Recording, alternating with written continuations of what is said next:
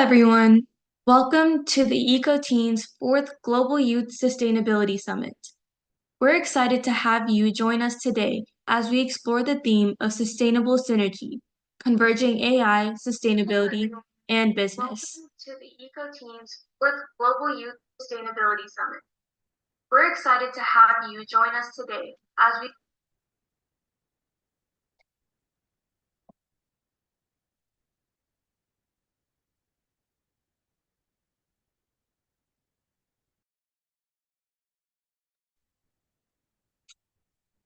I'm so sorry.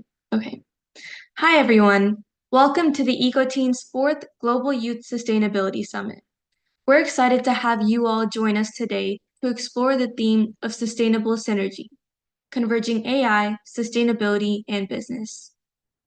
Over the past 2 years, we have hosted 3 summits tackling important topics on how youth can effectively address sustainability challenges, and we've seen remarkable success. My name is Pragnanita Molu, and I am the founder of EcoTeens, which is the organization that is hosting this event today. In a world where sustainability is more crucial than ever, and where the power of collaboration can't be overstated, it's great to see so many passionate individuals gathered to discuss solutions and ideas. We've got an amazing lineup of 12 speakers from over 9 countries, each bringing their unique perspective to the table. From AI experts to sustainability advocates and business leaders, we're in for some insightful discussions. Let's keep an open mind, engage in meaningful conversation, and hopefully leave here inspired to make a difference. Together, we can create a brighter and more sustainable future for everyone. I wanted to share a little bit about this topic that we're going to engage in today. Innovation, sustainability, and business savvy together hold a key to a brighter future. We live in a world where technology advances rapidly, challenges to our environment grow, and ethical business practices are increasingly important. The coming together of these elements offer immense potential for positive change. Did you know that the recent research by the World Economic Forum suggests that by 2030, AI could unlock up to $15.7 trillion in global economic value and reduce carbon emissions by 4%? Artificial intelligence has incredible potential to transform how we tackle sustainability issues. From managing resources more effectively to protecting biodiversity and predicting climate patterns, AI can play a significant role in creating a more sustainable world. At the same time, the urgency for sustainability has never been clearer. With climate change and a loss of biodiversity on the rise, it's crucial that we find innovative solutions that balance human needs with environmental protection. Margaret Mead once said, "Never underestimate the power of a few committed individuals to change the world. Indeed, it's the only thing that ever has." I love this quote, and I share it in several forms because it truly resonates with me. I can confidently say that this was the foundational thought process behind creating the platform that we are on today. EcoTeens. The most promising opportunities lie at the intersection of AI, sustainability, and business. By collaborating across sectors and leveraging technology, advocacy, and business acumen, we can drive meaningful change that benefits both people and the planet. And let's not forget the crucial role that youth play in all of this. Young people are not just the leaders of today. With their fresh perspectives, boundless energy, and a passion for change, youth can and should be the center of efforts to harness AI for sustainability and responsible business practices. By empowering young leaders to innovate and advocate, we can ensure that our collective efforts are inclusive, diverse, and sustainable for many generations to come. As we gather here today, let's engage in thoughtful discussions and share insights to find these practical solutions that we need for the most pressing challenges of our time. With our collective efforts, we can create a more sustainable future for generations. Thank you for your dedication to this important cause, and let's make the most of this opportunity to make this a better world. Thank you for being a part of this summit, and let's get started.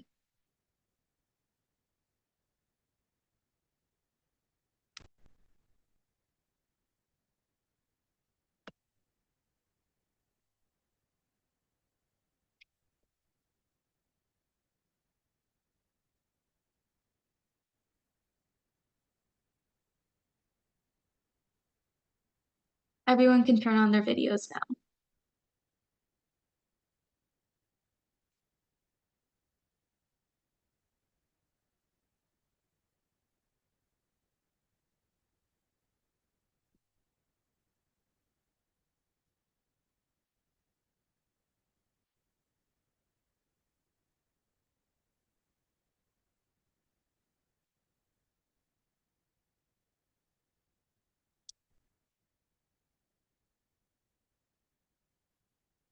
This session today will be hosted in a roundtable format for the most engagement from all speakers. It's my pleasure and honor to introduce all the speakers in no particular order now. Unfortunately, a few speakers were not able to join us today due to unforeseen situations, but life happens, right? However, we will try to capture their insights separately and share it on the EcoTeens podcast channel, The Green Stories. So please stay tuned.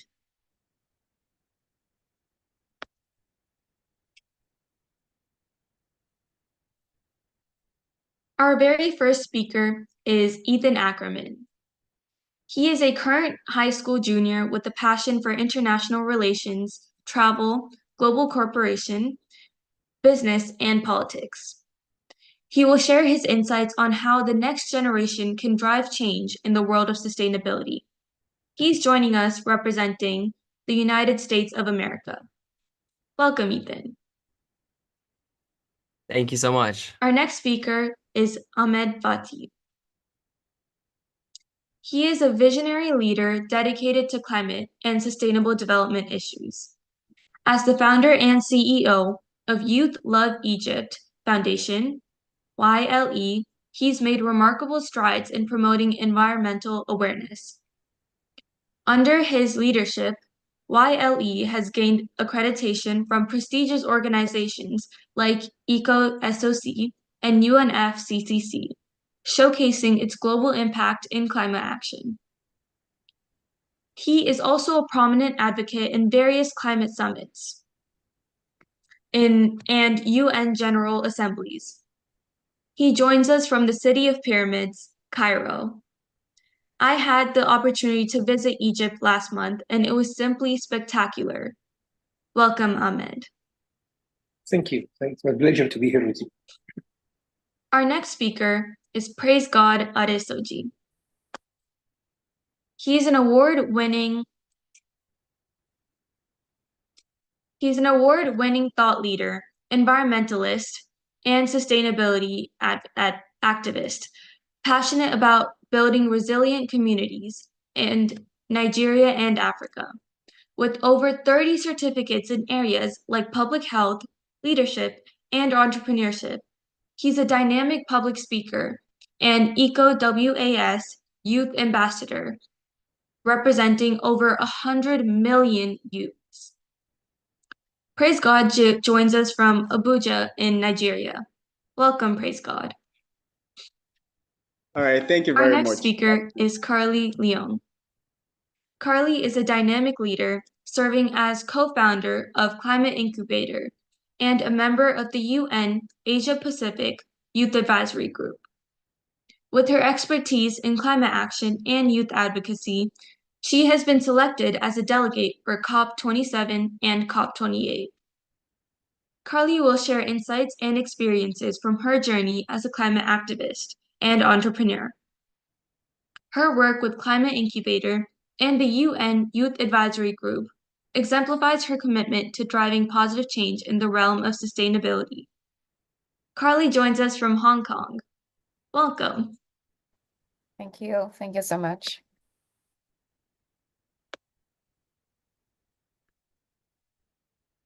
Our next speaker is Nyobi Morris. Nyobi, a passionate climate activist and dedicated advocate for environmental justice.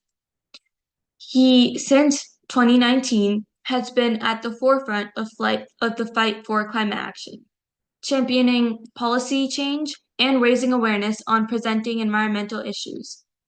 As the founder and CEO of Earth Volunteers, Nyobi leads efforts to restore ecosystems and educate communities on the importance of sustainable practices. His efforts have garnered recognition from esteemed media outlets and awards, including BBC, CNN, Forbes, Time, and many more. He has also been invited to speak at the prestigious global events and conferences such as TED Countdown, ICANN Conference, and COP27, where his insights and advocacy have made significant impact. Nyombi joins us from Uganda. Welcome.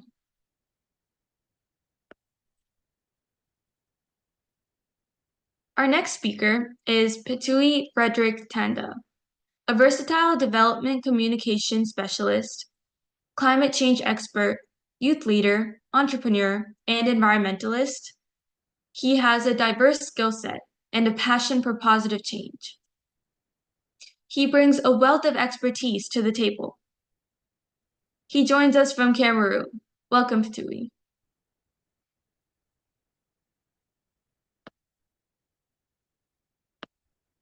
Our next speaker and a dear friend is Deanna Philpott. Deanna is an English coach specializing in sustainability and circularity and a passionate advocate for the United Nations Sustainable Development Goals.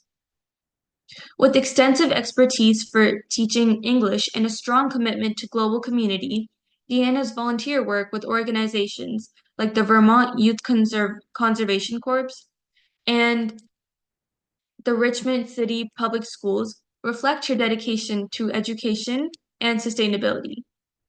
Deanna is also streaming this event live on the Open Shores English platform for a wider reach. Deanna joins us from North America, so welcome, Deanna. Thank you, Our next Praga. It's speaker always great is to be John Stokes.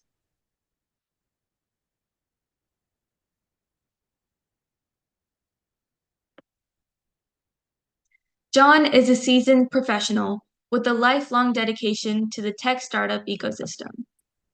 John has accumulated extensive experience working within and alongside tech-focused startups, honing his operational expertise and achieving notable success. So why is he a perfect fit for this summit? While his background primarily lies in tech startups and venture capital, his expertise in strategic planning and operational management can offer fresh perspectives on how firms like his can adopt sustainable practices.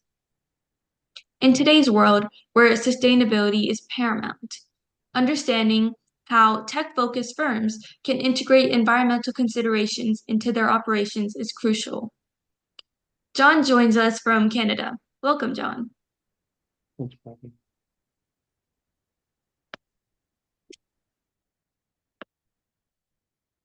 Our next speaker is Dr. Dave Ojito. He is a passionate advocate for climate justice and health equity. With a medical background from Moi University in Kenya, he has worked at esteemed healthcare facilities and is actively involved in various initiatives. He champions youth-led initiatives in marine conservation, and he represents youth at climate summits. He also advocates for policy change at organizations like the UNFCCC and the Kenyan Medical Organization. Dr. Ojijo believes in empowering youth-led organizations to address climate justice and health equity issues across Africa. One of his notable contributions in his research on youth-led initiatives in marine conservation, particularly focusing on Lake Victoria conservation through the Let Lake Victoria Breathe Again campaign. Dr. Dave joins us from Kenya. I had the wonderful opportunity of visiting Kenya in 2018 and meeting the local people to discuss the impetus of sustainability with them. I'm thrilled to welcome and invite Dr. Dave.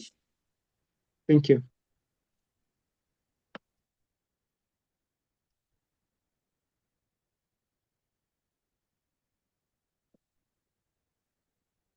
Our next speaker is Yosimbom Janiane. Jania is a dedicated leader passionate about advancing gender equality, climate education, and climate justice. With over 5 years of expertise in advocacy and volunteering, she is known for her unwavering commitment to community service and promoting the United Nations Sustainable Development Goals. As an outstanding activist, volunteer, and youth leader, she has demonstrated exceptional leadership, communication, and teamwork skills. She believes in providing a safe space for youth voices to be heard and is committed to creating positive change in her community and beyond. She joins us from Cameroon. Welcome, Tania. Now, with that powerful lineup of speakers, let's get started. Speakers, are you ready? Give me a thumbs up.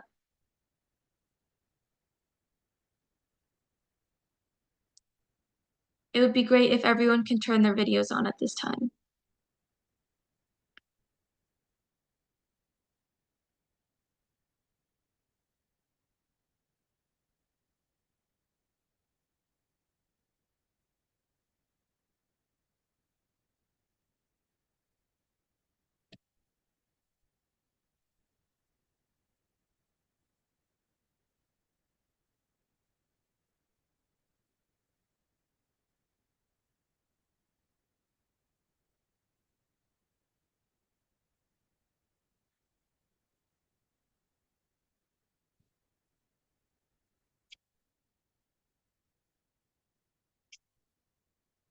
Okay, let's get started, everyone.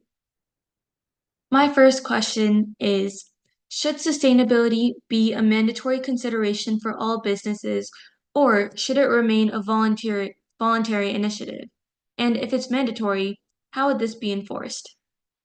Jania, let's get this started with you. Okay, thank you, Pragna, for the question actually. So, first of all, I'd like to give a very brief overview of what sustainability is like, because I know maybe people in the audience do not know actually what sustainability is. So, to me, sustainability is the ability of maybe a business to support a process continuously over a period of time. So, good businesses should always be able to meet the needs of the present generation and not compromise the ability of the future to meet their own needs. So yes, sustainability should be mandatory for all businesses. Thank you. I agree, that's definitely correct. I think that all businesses should take into consideration sustainability and how it affects everybody else. And corporate sustainability should be mandatory. My next question is, how can AI help businesses develop and implement strategies to reduce energy consumption, increase energy efficiency, and transition to clean energy alternatives? John, you can take this question. Thank you, Pragna. And I thought it was interesting how you said, so why would John be here? Everyone else here on this panel is obviously so committed to building a better future for everyone.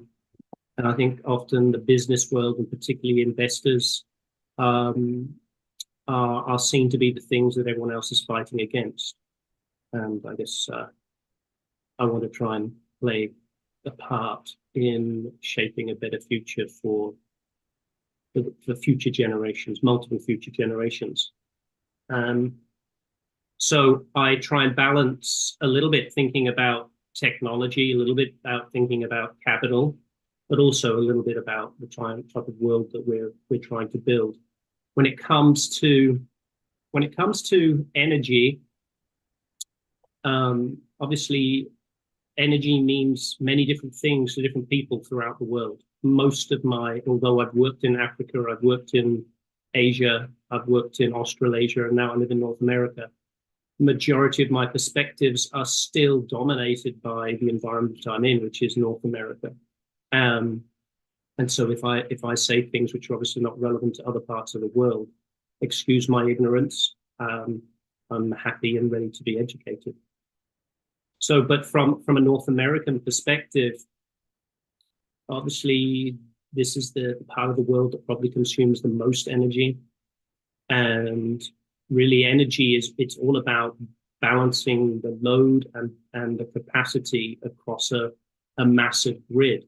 And AI can play an increasing role in looking at energy consumption and energy consumption patterns, and trying to find ways to improve the utilization of energy and the efficiency of it. One of the biggest challenges I see happening is that obviously vehicles consume a lot of energy. More and more of that is becoming electrical energy, which is in many ways can be positive, because electricity is something that can be generated from renewable sources. But that electricity is these days more and more going to be consumed in the cars. And that means in North America, many homes are going to be turned into mini sort of utilities by using solar to produce energy, and almost like mini gas stations or mini energy stations, where they're going to be pumping more and more energy into these vehicles. I do think vehicles with massive batteries are going to be able to better manage and utilize energy, particularly renewable energy, which obviously has some predictability challenges given consumption needs, and that we are really talking about wind and solar and hydro.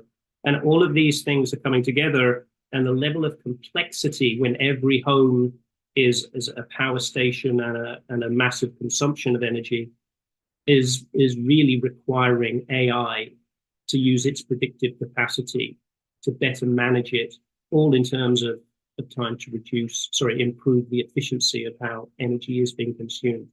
I think all businesses need to think about their energy consumption. They need to think about where their energy is being produced, whether it is being renewable. But I think AI is really about balancing the level of complexity that exists in the world, particularly in North America and Europe, and more, I guess, in Asia. So I'll leave it there.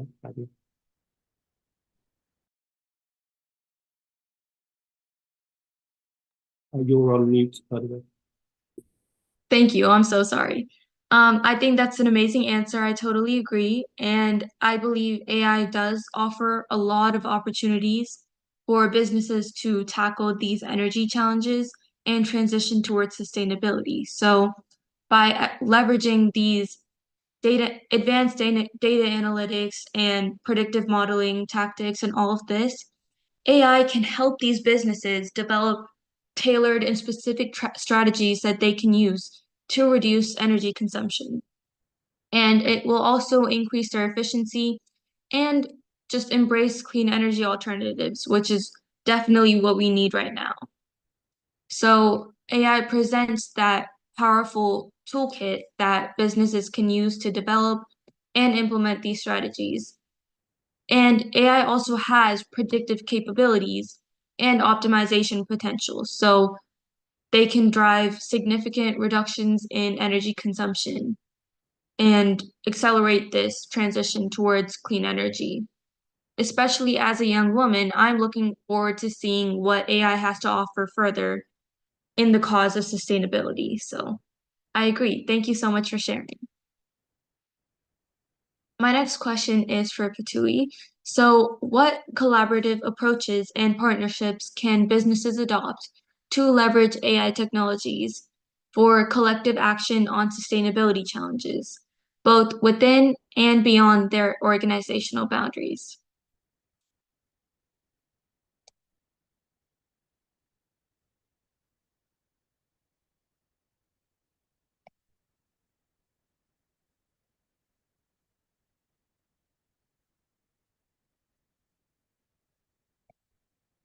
I believe you're on mute.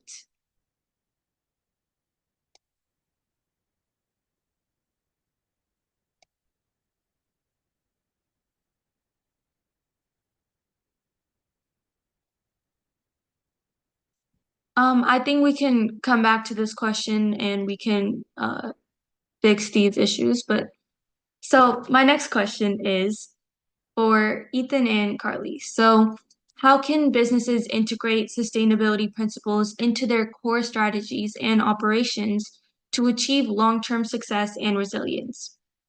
Ethan, you can get us started. Awesome. Thank you so much. So I believe that companies really do play an essential role in achieving sustainable practices because of the fact that the vast majority of emissions stem from only a few companies within the corporate world. In fact, only 100 companies are responsible for 71% of global emissions. However, due to the fact that these businesses are globally run and operated, it is too easy for these businesses to circumvent legislation that would therefore address sustainability. So adopting sustainable practices needs to happen from within the company, as that is the best way to effectively address this issue. At the end of the day, unsustainable practices are only going to come at the detriment of the companies themselves by being dependent on finite resources. The MAHB of Stanford University predicts that we will run out of coal by 2090, gas by 2060, and oil by 2052. Now, that's a mere 28 years away. So these companies are on essentially a ticking time bomb. They will either have to adapt to sustainable practices or they will cease to operate as a company. Therefore, it is in their best interest, if anything, to work towards sustainability now before it is too late. And of course, sustainability and saving our planet goes far beyond mere corporate convenience. But the reality is of the business world is that it is a lot of ways driven by profit, rather than necessarily doing what is right as it should. Now, this is especially true the larger the company is, and given that the top offenders towards contributing to carbon emissions are all massive international corporations, I can say with reasonable confidence that they are being driven primarily by profit and not by what is right or wrong. Now, this is really an interesting hurdle we have to overcome in reaching sustainability within the business sector that isn't always found in government policy. But I do believe that if we pitch it to businesses to adopt eco-friendly initiatives by showing it is in the best interest of their company, by allowing for their longevity, then it will significantly be more plausible that these companies will actually work towards sustainability. It's in the very word itself, the need to sustain, to endure, and to survive. This can instantly make it a core value of the company, as longevity for future profits is undoubtedly already a key factor in the running of a business. It's not too far of a reach to merge environmentalism with the position required to grow the company for the future. Now, I think the two actually greatly complement each other. It allows for specific strategies to be implemented on a realistic time frame so that when the time comes that we actually do run out of these resources, we will have moved fully into eco-friendly alternatives and then truly achieve long-term success and resilience. Despite what I'm sure some of these large CEOs would like to hear, sustainability needs to be a key pillar of these large companies. When they hear the word eco-friendly, all too many leaders will shy away, thinking it will be more expensive and hurt the company. But looking at it as an investment in the company's future, and more importantly, an investment in our planet, then it becomes significantly easier to rationalize its integration and be able to fit within the existing framework of a business. Thank you. Those are amazing points. To build off of that, I also believe that it's essential for businesses to recognize that sustainability isn't just a box to tick off. And like you said, it should be from inside to out. So it should start from leadership and go outward because it's a mindset that needs to flow throughout the entire organization and through every aspect of operations. And one of the most important aspects of that is innovation. By fostering that culture of innovation, companies can keep seeking out new ways to reduce their environmental footprint and improve their efficiency. Also, transparency also plays a really important role along with innovation because being transparent about their sustainable practices and what they're doing in terms of sustainability and their corporate sustainability responsibility, it builds trust with their stakeholders, with their consumers, and just everybody that is part of their operations. And I totally agree with the points you made. And collaboration is another big part of that, I think, because no business operates in isolation. And addressing sustainability challenges always requires collaboration and working with other people across different sectors, whether it's through industry partnerships or joining other sustainability initiatives. These organizations need to work with other sectors and other companies to build up their own sustainability portfolio. Thank you for adding that. Carly, do you have anything to add for this question? Yes, for sure. I cannot agree more with Ethan and also the points that you just add.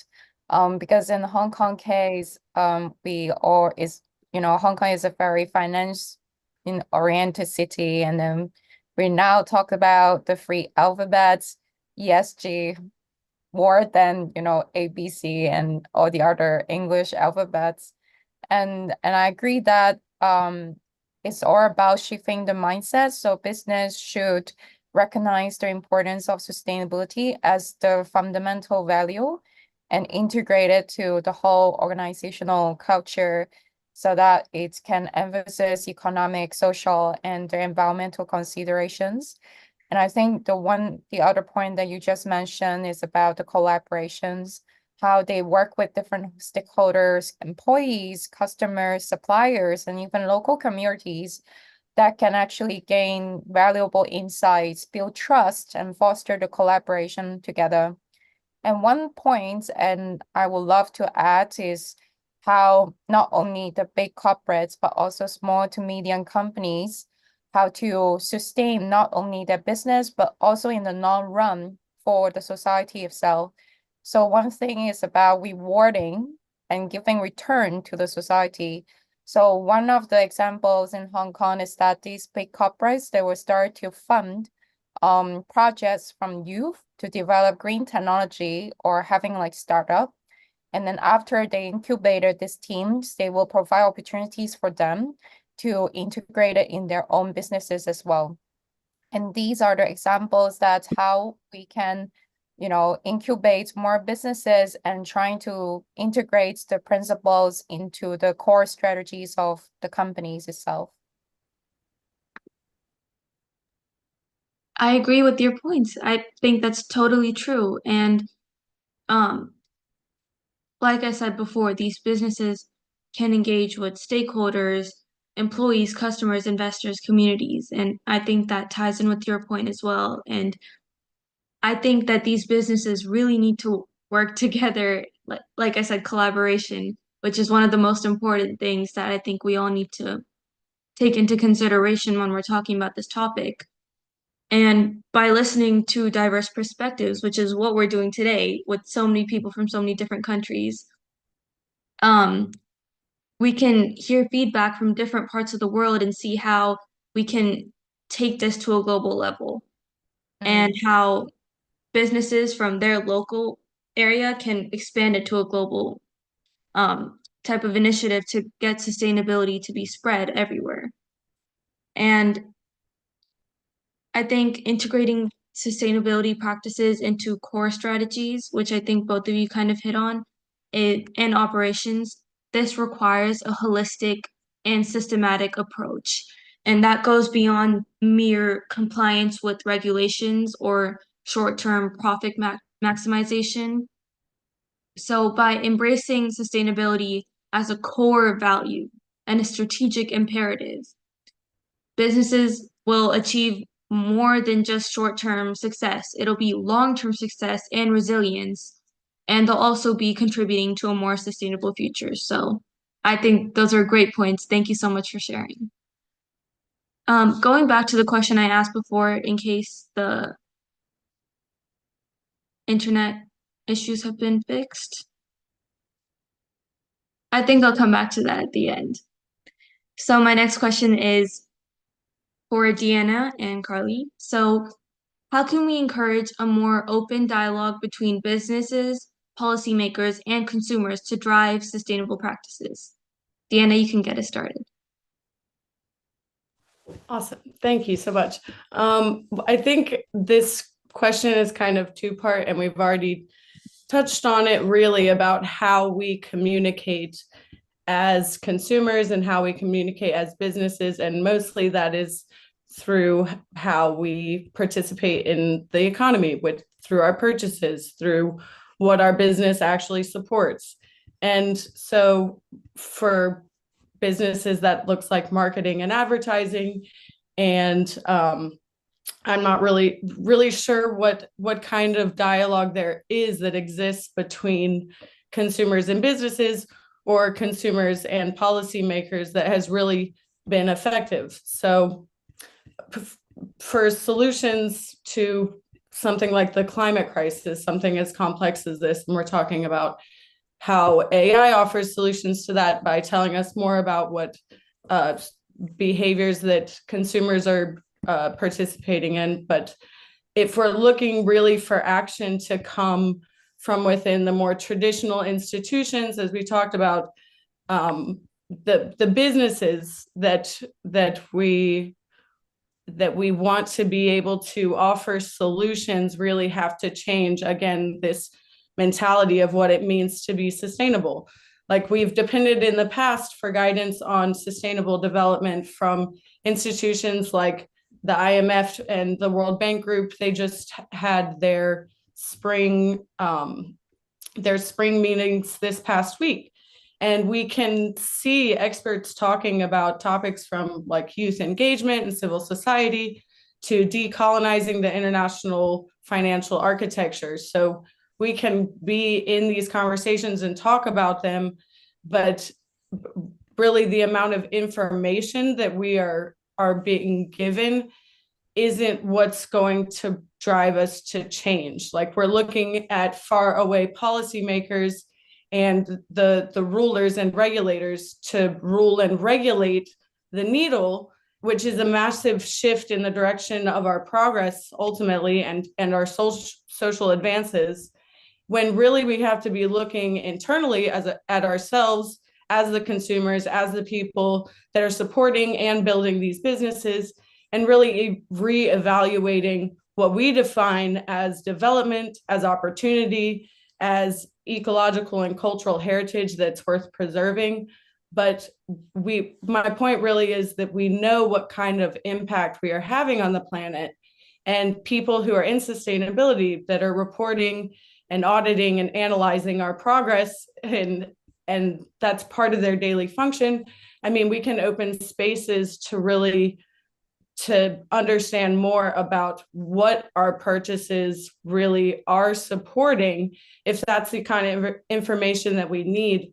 But it seems that that's really not the issue, that people have the information, that they know, and that it's not enough to know, and that really we need to be accepting responsibility as the businesses, as the consumers, and opening more spaces like this, where maybe it's online, maybe it's in person, but where you're actually showing how you are committing not to just sustainability as a number, but sustainability as a concept of being able to continue move this forward.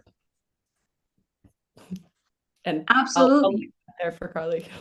Oh yeah, of course.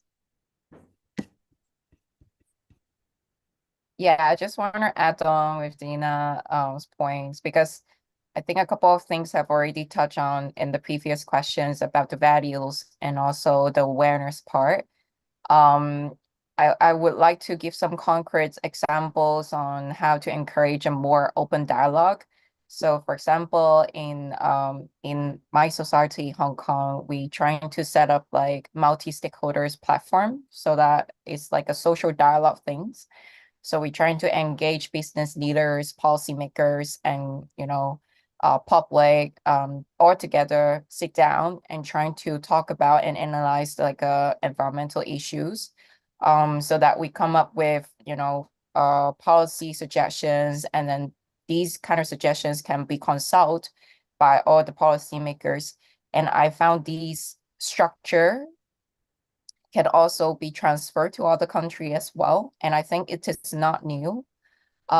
Even for my initiative, Climate Incubator, we're trying to do a lot of like things to open dialogues. For example, something we call it more fun so that we can engage more youth in the decision-making process, which is policy jams. So we set up topics. It can be related to adaptation. It can be related to resilience. It can be related to AI and sustainability. And then we break down into each topics, and then we can talk about it in their educational environment. And then we come up with like a mini prototype or like a position paper together. And I found it's very useful to as part of the education journey, but also trying to involve more youth into the decision-making process, especially in the climate policy. So these are the two things that I feel like super useful when we're trying to have more dialogues across different parties. Absolutely, I totally agree. Engaging these business leaders and policymakers in a social dialogue is a really powerful way to drive these sustainable practices forward. And building on that, it's important to recognize that these policy changes are most important when they're informed by input from all stakeholders and people from everywhere. So that's why that social dialogue that you were mentioning is so important, including consumers and civil society organizations, etc. And by facilitating this open and inclusive dialogue, we can make sure that these policies can reflect diverse perspectives and address the most pressing challenges that are facing our society and our environment.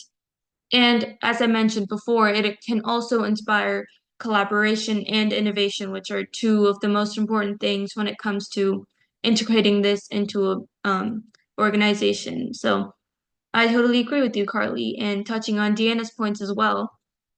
Self-importance and self-awareness, I'm sorry, as consumers is crucial in driving these sustainable practices. Knowing where we're buying things and what we're buying is affecting and just the impact of our purchasing decisions as a whole has a huge impact on the environment and what happens. And it doesn't just stop there. It also opening these spaces for dialogue is important. And as consumers, we can actively engage with businesses and policymakers to make a change, and that will truly impact how we make decisions in our purchasing journeys. So yeah, thank you so much for sharing. If I can just to add on, because I think it's important that we know that we do offer solutions. And if we do participate on smaller scales, like in our local governance, as you mentioned, civil society, then we do just feel the how our energy and how the synergy really does make a difference. So when I talk about like us waiting on bigger bodies to make really big decisions in higher places, that's great. It's good to put pressure on those, but we've seen from lobbying in the past where the money is and where the decisions really actually get pushed, in which direction they get pushed. So just thank you for letting me add that, Pragna. Yeah, of course. Great insights from both of you. So I really appreciate it. My next question is, looking ahead, what are you most optimistic about regarding the future of sustainable business practices? Ethan, you can start us off here. All right.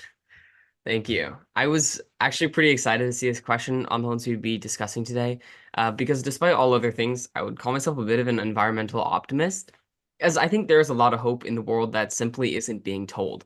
The fact is, although there, of course, is a ton of work that still needs to be done, change is being enacted.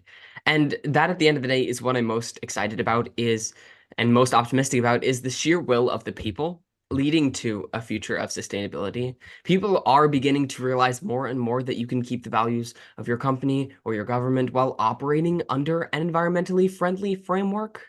I pulled some statistics on this. Almost 2/3 of business leaders said that climate change would have a high or very high impact on their business's strategy and operations over the next 3 years. 75% of leaders said that organizations had already increased their investments towards a sustainable future in the past year, with 20% saying they had significantly increased their investments. And the sheer scale of this is pretty crazy to think about, that across the globe, 2/3 of business leaders are working over the next few years to operate sustainably. It helps that technology too is getting a lot better, allowing for eco-friendly alternatives at prices now businesses can buy into. And this technological development is not going to slow in the coming years.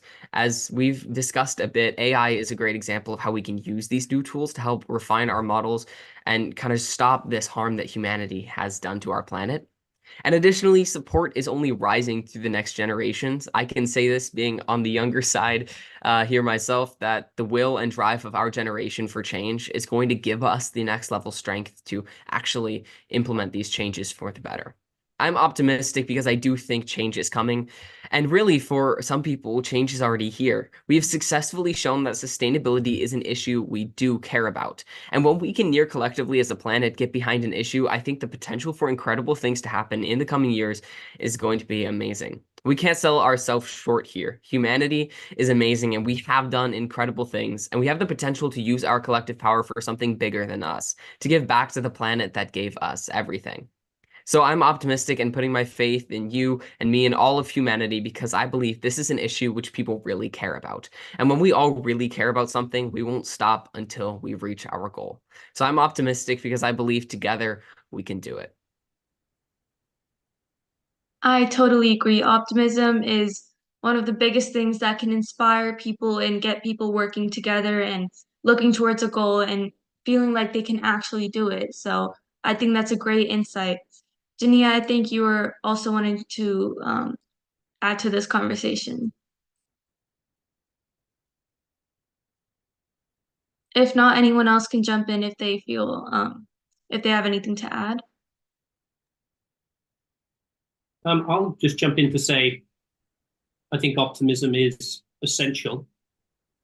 But as someone who has, for the last 30 odd years and is still very heavily involved in business, and to some extent touching regularly with government, the level of the depth to which the challenges that we're all facing exist, it's very, very deep. And I would just highlight, it isn't about bad people doing bad things. It's about people who have been cultivated and grown by society over many, many years to think and deliver in a certain way.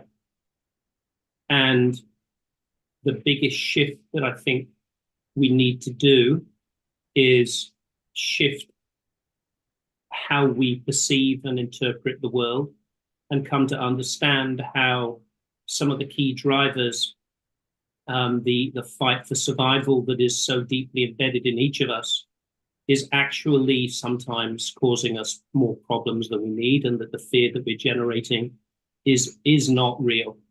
You know, as a father and as someone that runs a business, I still sometimes get worried about, am I going to be able to pay people? Is my business going to be able to allow them to take money home to put food on the table for their children? And that the pressure and stress that exists within anyone that's leading businesses and companies, it's a very challenging stress and pressure to deal with.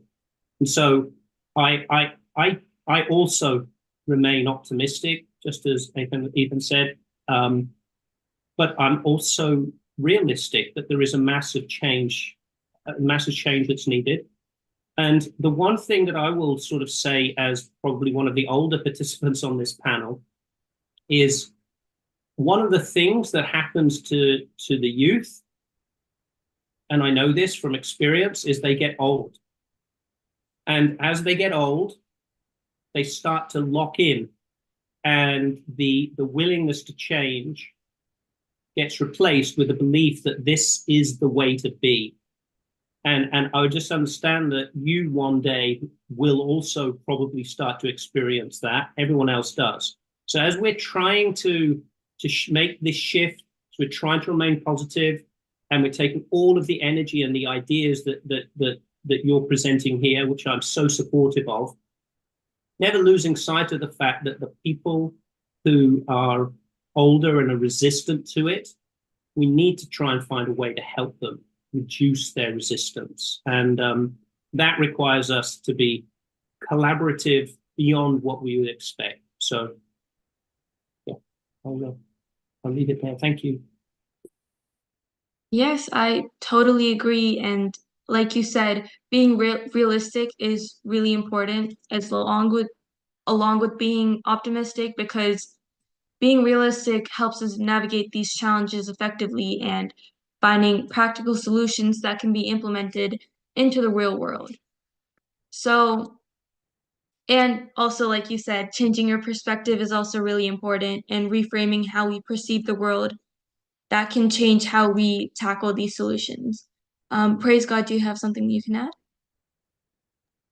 All right, thank you very, very much. So just to add to what has been earlier said, so about almost 4 billion people live in areas like vulnerable to climate change effects. And then, for example, I'll talk about in North America, you experience maybe like melting ice and glaciers, but I'll speak on the context of the African like region. For example, I serve as ECOWAS Youth Ambassador. I'm representing almost 100 million youths across the sub-Saharan region of Africa. So we experience things like malaria, diarrhea, heat stress, and then some of these other climatic factors. But over time, I think in the last 10 years, I'm speaking about optimism, there has been a level of advocacy, like increased awareness. We hear about plastic recycling, we hear of advocacy, tree planting. I think in one of the states in Nigeria, they're almost planting over, I think, almost 10,000 trees.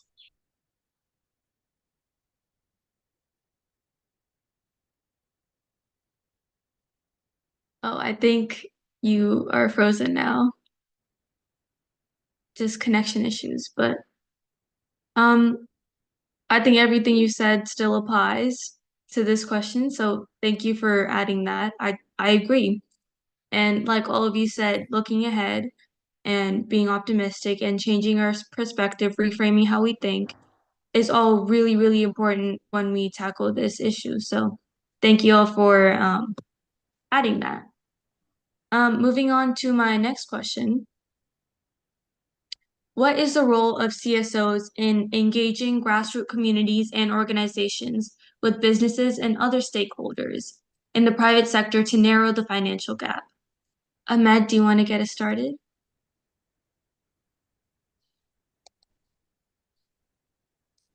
Or praise God, you can get us started instead.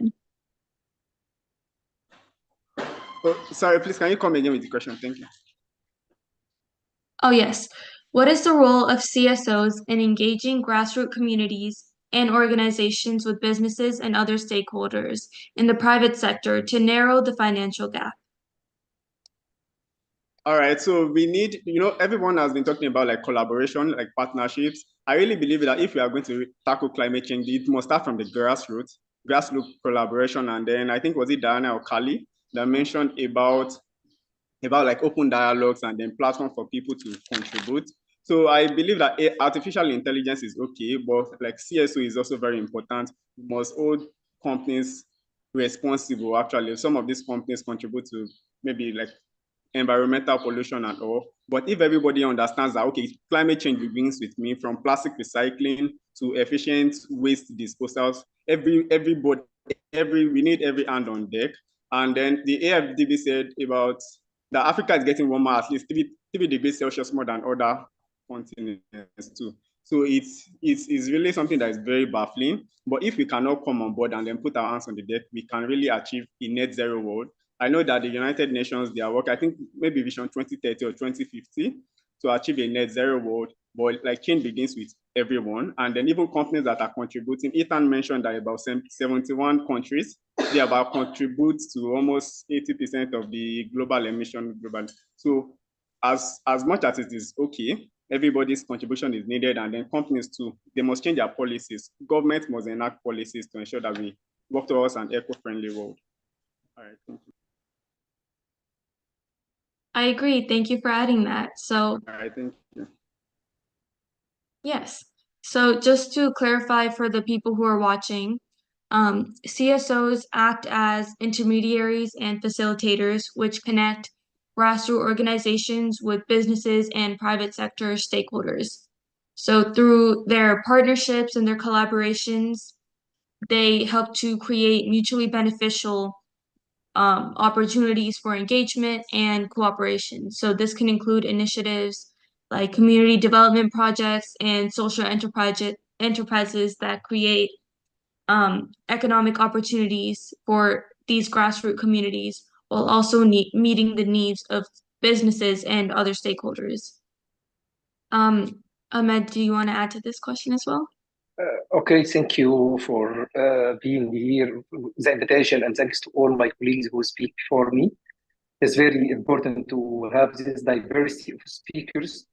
And I'll comment first for the AI because I advise everyone, if you didn't take action today with the AI, tomorrow AI will take action for you. So be ready for the AI. We use AI in our work many times for many preparing or presentation or something like this. This is first. And second, as a CEO for one of organization which are working for the Global South, it's not easy. It is not easy to act. It is not easy to reach sustainability. I will also comment about we start at the first speaker with the renewable energy and the future of renewable energy. I think it's very, very good to talk about the renewable energy at the global north. But when we go to the global south, people didn't find the food, or people didn't find the home to stay, or people had a lot of issues.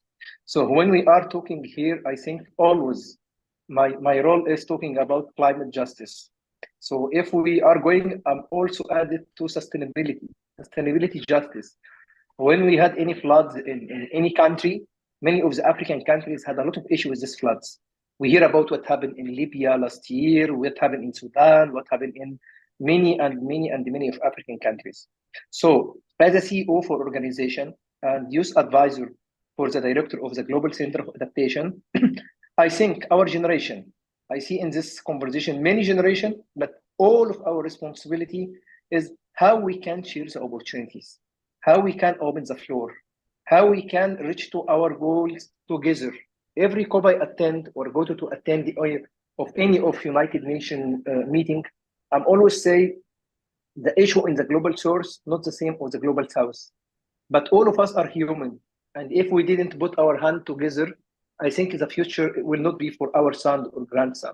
So what we need is taking action, and what we need more is move to the action now because the future is needs. Thank you, and I'm very sorry I'm not available to continue more because I have a doctor. I broke my hand during playing a football, so I need to see my doctor. So thank you all, and very, very happy, and I will be in contact in email.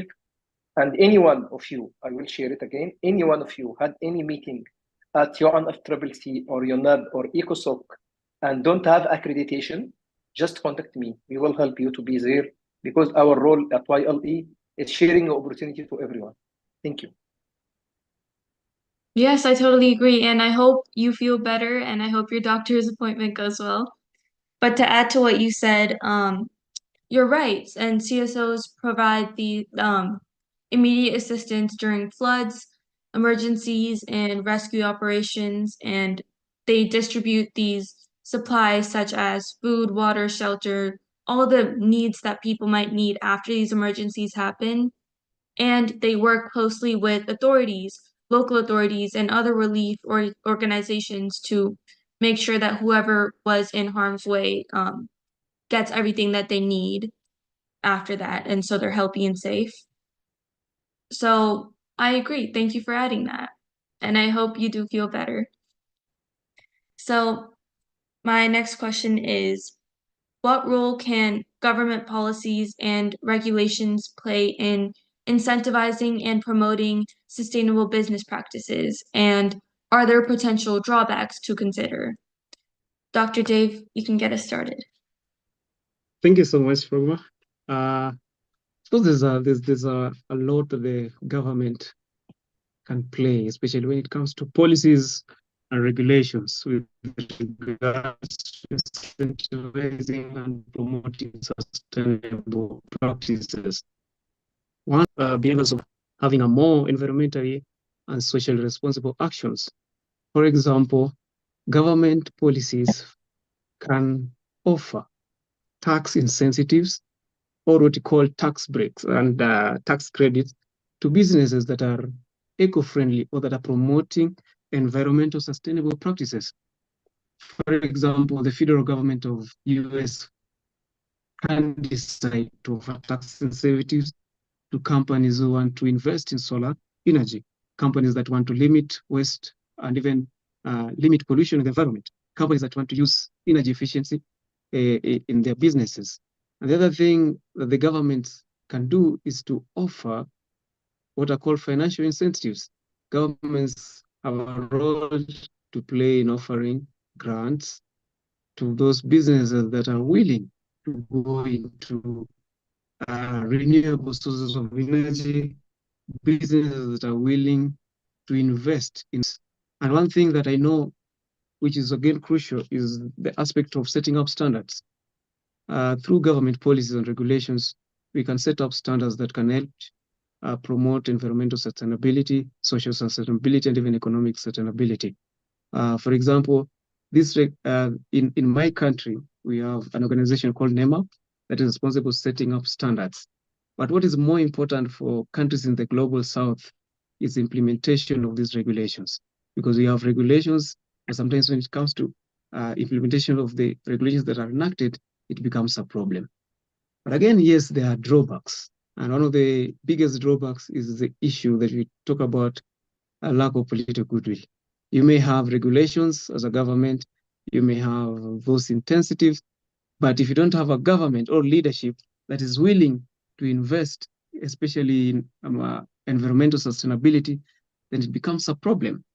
The other thing that is a big problem, which is the issue of financial costs, because you may have businesses and companies that may want to go into renewable energy, for example, but if the initial financial cost to invest in that renewable energy, especially in the global south, is a big challenge. So there are potential drawbacks, and one that I know is common now, is cropping up, is the issue of greenwashing, where you have companies that popularize or market so much that they're doing a lot when it comes to green energy. But when you come to the real issues on matters of sustainability, they're not there. I thank you. Spot on, Dr. Dave. I also wanted to add that these are some things to watch out for, like you said.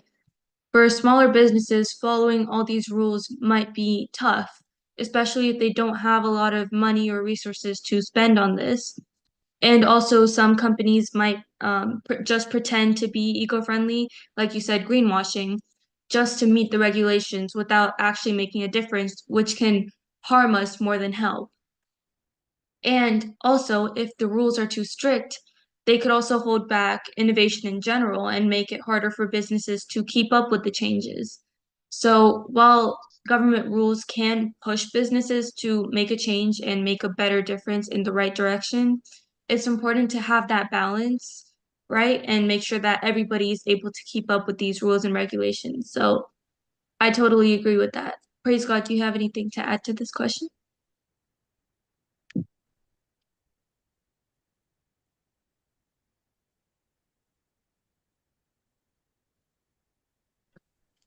Yes, so I will just thank you very much for that, Dr. Dave. So I'll just add to it that okay, we need innovative startups to come on board, and then startups that will really maybe like predict, that will leverage innovative technology and artificial intelligence, that will work on clean energy. Dr. Dave talked on like brainwashing, but maybe like clean energy, we have AI to recycle, then decarbonize too. we have to really emphasize on the level of carbon emission.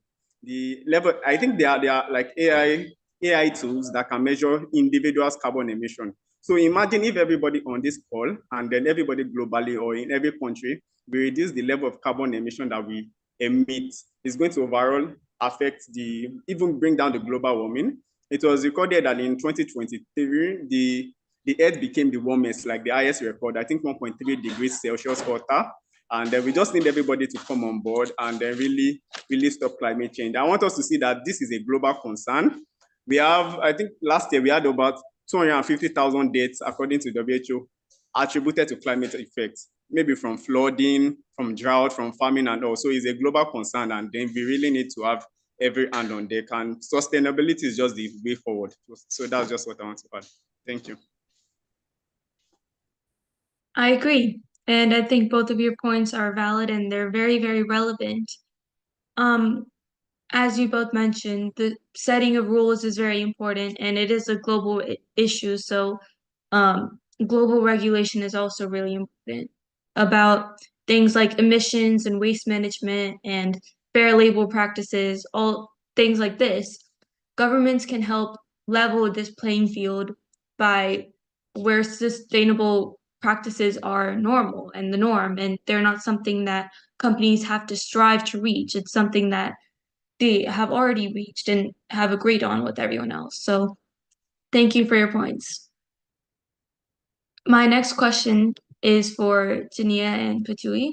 So how can companies avoid greenwashing, as we just talked about, and ensure that their sustainability efforts are transparent and verifiable? Okay, thank you, Pragna. For me, first of all, I would like to maybe throw a bit of light on what greenwashing is, because maybe people in the audience don't know what greenwashing is. So actually, greenwashing is actually spreading or putting out wrong information or concepts about a product that the company has as being maybe eco-friendly, natural. Meanwhile, the product is actually not. So how can companies now avoid greenwashing? So first of all, I would like to throw light on a bit of 3 points that I happen to have gathered. Putting in the work, stop the use of vague or false languages, and show the need for perfection. So what do I mean by putting in the work? Actually, for companies to avoid greenwashing, it entails that if there is a lot of work to be done actually in promoting eco-friendly products, you should actually put in the work and not maybe publish out that you've done the work. Meanwhile, maybe actually what you're supposed to do, you have should put in the work that is needed to create a greener global economy for both their customers and our planet. So now, second of all, I'm talking on stop using vague or false languages. Okay, most products will say they are using maybe they say the products they have are eco-friendly, natural products or green products, which actually tends not to be what they're actually producing. So maybe if they could make their language to be more unambiguous, and it can be maybe simply using more details of your product, like maybe you give out more details of your product rather than saying it is actually eco-friendly while it's not. So we can have, maybe you say, if you're producing towels, like maybe you're a company, you produce clothing and all those other things, you can say actually that your company uses actually 80% of cotton, which is organic, rather than saying your products are purely organic and they use 100% cotton, which is actually not true. And also, I'll say they should release the need for perfection, themselves accountable for their carbon footprints, and they should be able to honestly communicate about what they are doing actually to work on maybe reducing their carbon footprints, and also state the limitations that they are facing. Actually, the society knows that nobody is perfect. So you cannot fully act as maybe you're a perfect business, or maybe you're doing everything, you're working on 100%. Meanwhile, you're not, maybe not even working close to 50. So I think maybe they need to release the need for perfection in their businesses. Thank you. Well said. Thank you for adding that. And like you said, it's very, very important for companies to be honest and genuine about their sustainability initiatives and to be transparent. And this means to avoid their exaggerated or misleading claims about their environmental or social impact. Just a couple statistics is that in 2023, 68% of US executives admitted that their companies were guilty of greenwashing. 68% of companies, and there are hundreds of thousands of companies in just a state, right? 68% is an incredibly large number, and that is way too much. So that's why companies need to be more transparent in their practices, and it's honestly in their own best interest because by being honest and transparent, they're able to build trust with their stakeholders and their consumers, and it demonstrates their genuine commitment to being sustainable. So, if anyone else has anyone to add anything to add, they can jump in. Hi, Pragna. Society, and certainly society as I'm familiar with, and there's some great perspectives that can jump in if they think it's different, but they reward people for being clever. I mean, is there anyone on this call who wouldn't want to be thought of as clever? And that idea that being clever is good and admirable is balanced against other traits. And so when you think about greenwashing is where people have just got a little too clever. But if there is within organizations a desire to be clever and to be able to communicate the green message in a way that doesn't impact the business, suddenly that's seen as, wow, that's clever. And this whole idea that we're promoting clever and being smart, I think is part of it. And the challenge, I think, within companies, but within society in general, is to start valuing other things more than we value being clever. Yes, definitely. And if you're right, people want to be called clever and they should use that in a better way. Be clever, but also be sustainable. There's no need to hide your practices if they're good, right? So why go that extra step when you can just be a better company and abide by your corporate social responsibility and have your sustainable practices? So thank you for sharing. My next question is, so imagine a future scenario where businesses are inherently sustainable, and what does this future even look like, and what key milestones would we need to achieve to get there? John, you can get us started with this one. Yeah, thank you. There's been a little bit of discussion around what sustainability is and what it isn't.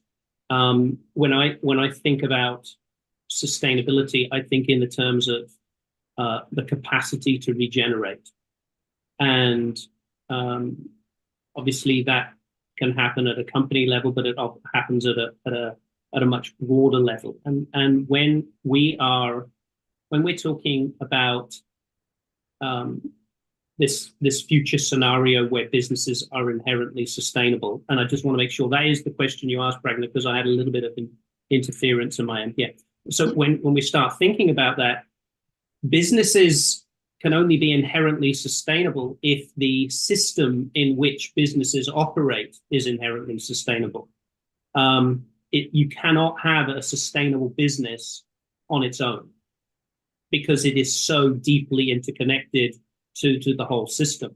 And so to truly have a sustainable business, I mean, we need to have a sustainable economic system and economic model within which businesses operate. And therefore, where I think the future state that I would see is one where it is regenerative practices, and I'll maybe explain a little bit more what I mean by that, underpin the economic model, and therefore that is the model that all the companies are buying into.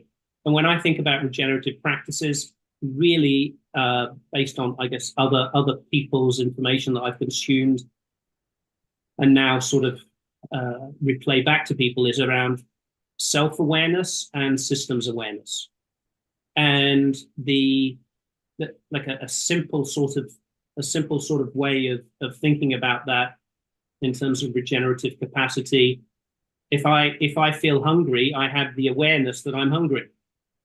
But I then need to have the systems awareness of, do I go to the fridge? Do I go to the shop? Do I go to the field? How do I know the system in order to address the issues that I have? And it starts at such a simplistic level as that, but I actually think every company, every leader of every company, every employee of every company really does need to develop higher levels of self-awareness. And this sort of links back to what I said before about, am I really motivated and driven by the idea of being smart, or do I have an inner compass which allows me to say, no, actually, this is where I need to stop. And if you can have that level of self-awareness, then within the leadership, there is an opportunity that leads to then increased levels of systems awareness and understanding the interactive and the interconnectivity of absolutely everything.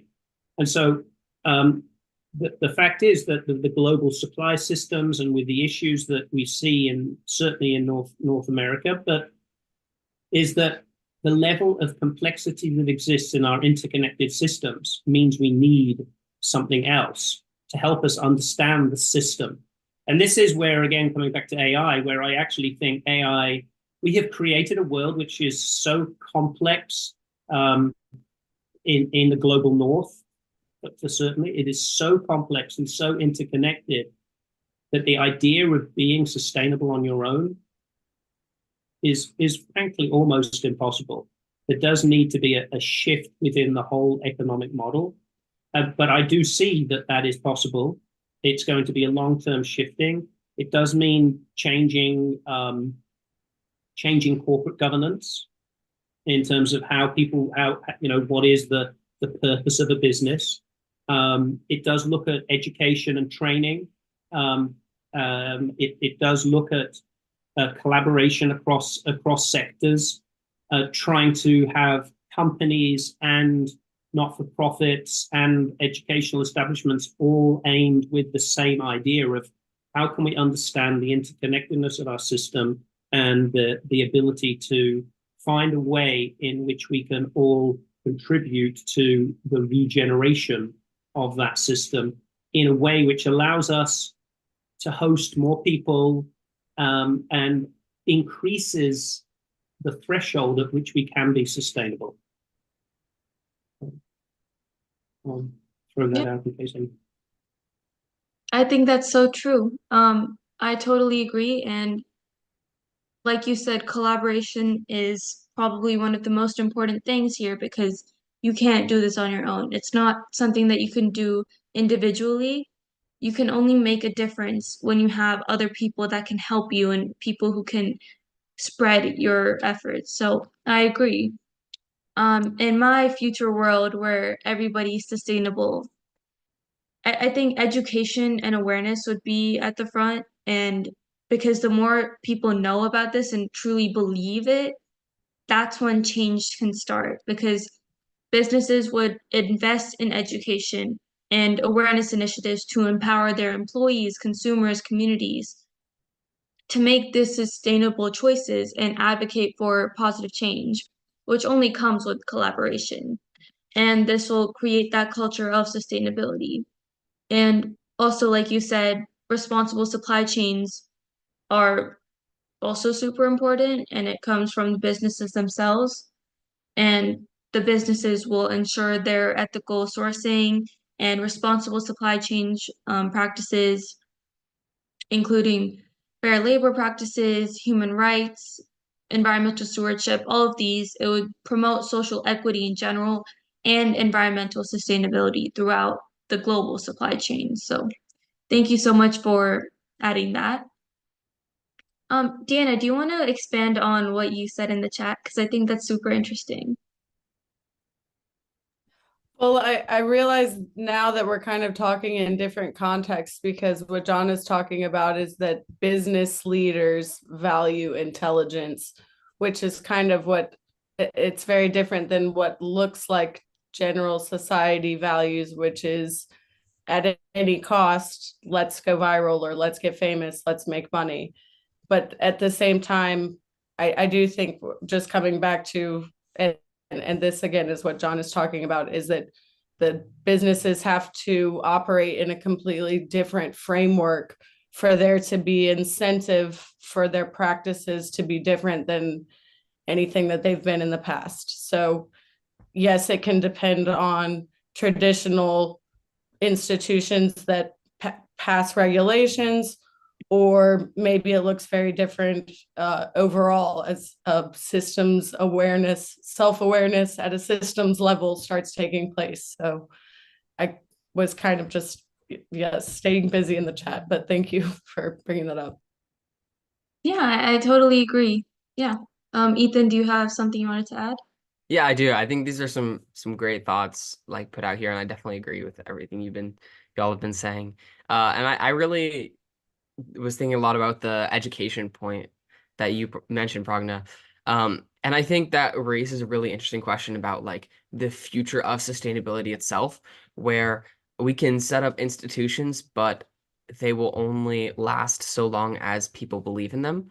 Where if we say switch to sustainability, but then in 100 years' time, no one knows what like the why behind the systems are, then we'll kind of lose that important aspect of how we're being sustainable and why we're being sustainable and really what we're doing this for so that it continue on for many years beyond. And so I really do agree with that, and that like education and kind of placing that importance is going to be essential if we want to really implement a sustainable model going forward. Right. I totally agree. And that why really matters. People knowing why they're doing what they're doing, that can really push them.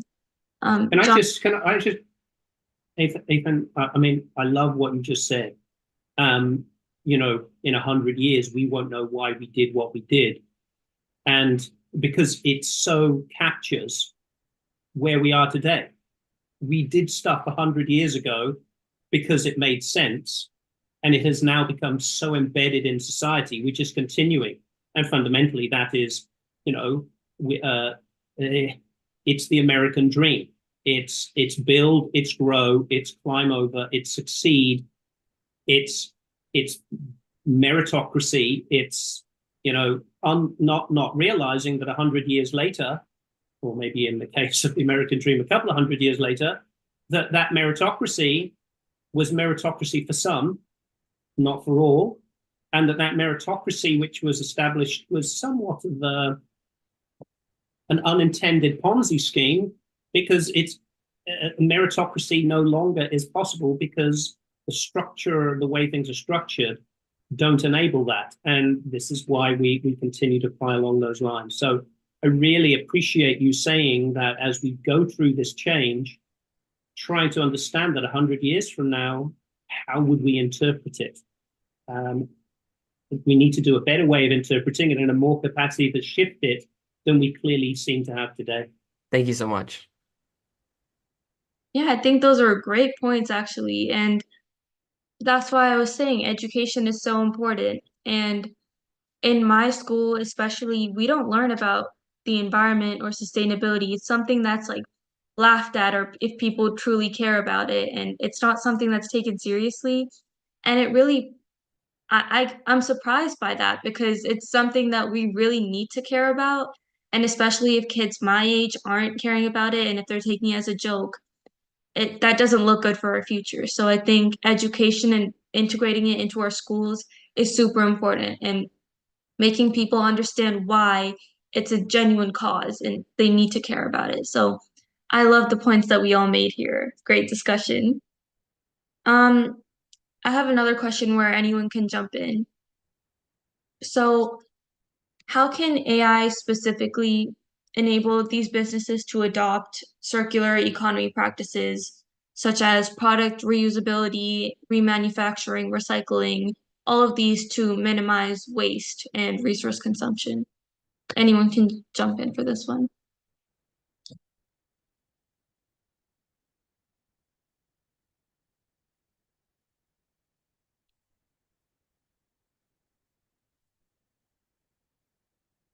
Does anyone have anything to add?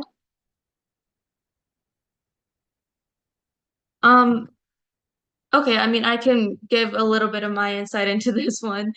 So AI algorithms in general can analyze a lot, huge amounts of data and to predict product demand and usage patterns and things like that. And companies can use this to, go through their own product cycles and redo that.